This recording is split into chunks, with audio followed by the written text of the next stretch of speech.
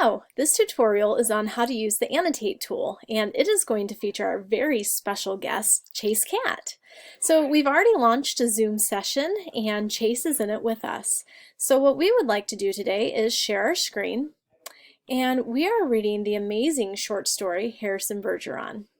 So once we're in here, let's say that we're reading it and we want students to talk about what it is that they're seeing in the text, but we want to do it through annotation long distance.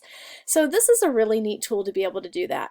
If you hover up over your bar, you're going to see your tools pop up over here, and Annotate is going to be one of those options. If you don't see it, click on More because maybe your screen just isn't big enough.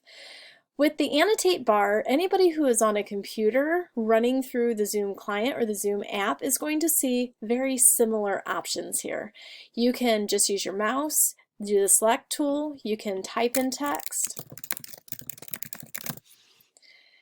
You have several different draw features, a few different stamp features. You can use a spotlight or an arrow that will mark your name. You can erase things that you did, change the color and the line width and the font options for what you're working in, undo and redo as you go, and as the host you have the option for clear to clear all drawings, just your drawings, or just your viewers' drawings. You can also save the annotations so that you can download it and put it through your LMS to your students later if you'd like to. Now your students also have Annotate functions.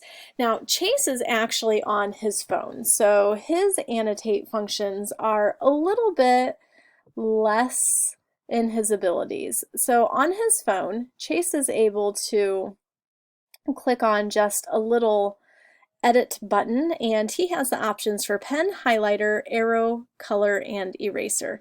So let's say that we are asking Chase today to highlight what he thinks is the most important sentence in this first paragraph.